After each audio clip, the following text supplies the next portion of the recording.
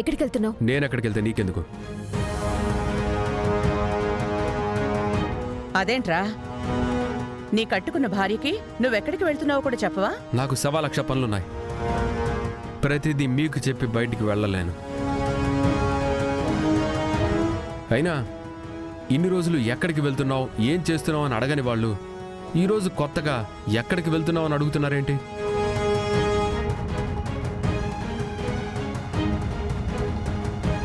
అంటే ఇన్ని రోజులు నువ్వు మహా అయితే బయటికి వెళ్ళి తాగొచ్చేవాడివి, ఏమీ పట్టించుకోకుండా నీ మానాన నువ్వు ఉండేవాడివి.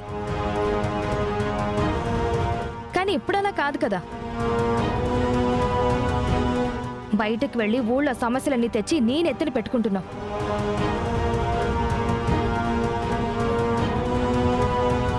దానివల్ల నీకే ప్రమాదం జరుగుతుందో అన్న భయంతో సహస్రం అడుగుతుంది. ఇది ఊళ్ళో వాళ్ళ సమస్య కాదు, మీ అందరికీ ఎప్పుడో చెప్పాను. నా ప్రాణాలని కాపాడి నేనిలా మీ ముందు ఉండటానికి కారణమైన సిరి కోసం నేను ఇదంతా చేస్తున్నాను.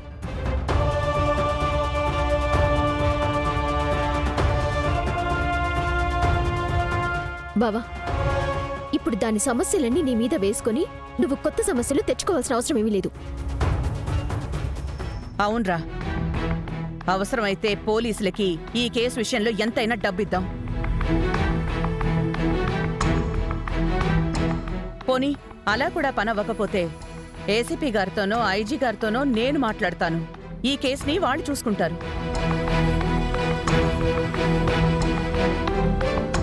నీకెందుకు మధ్యలో? నువ్వు వెళ్ళి నీ కంపెనీ పనులు చూసుకో. అత్తయ్య, నేనేం చేయాలో నాకు చెప్పద్దు. నేనేం చేస్తున్నానో కూడా నాకు తెలుసు. అది కాదు విహారీ, నీ మంచి కోసమే కదా మేమందరం చెప్పేది. మీరు నా మంచి గురించి ఆలోచించే వాళ్ళైతే మంచి పని చేయొద్దని చెప్పడం ఇది కరెక్టేనా అత్తయ్య?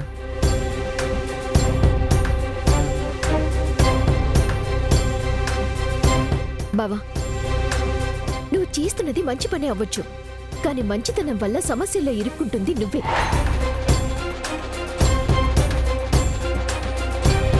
మన అదృష్టం బాగుంది కాబట్టి ఈ కేసు నుంచి నువ్వు బయటపడ్డావు.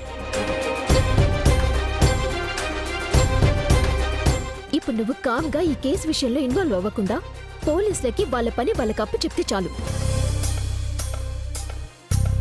నువ్వు ఎక్కడికి వెళ్ళటానికి వీల్లేదు. సహస్రా, ఎప్పటికైనా నిజం నిజాయితీలో గెలుస్తాయి. నేను ఏ తప్పు చేయలేదనేది నిజం, అందుకే న్యాయం గెలిచింది.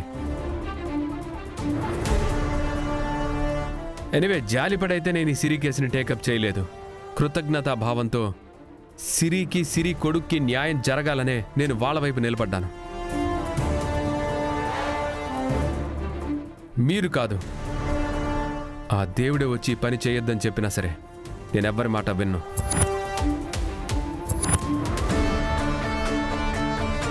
ఎందుకంటే మనకి సహాయం చేసిన వాళ్ళకి తిరిగి సహాయం చేయాల్సిన సమయం వచ్చినప్పుడు వెనక ముందు ఆలోచించకుండా వాళ్ళ వైపే నిలబడమని నాకు మా అమ్మ నాన్న నేర్పించారు.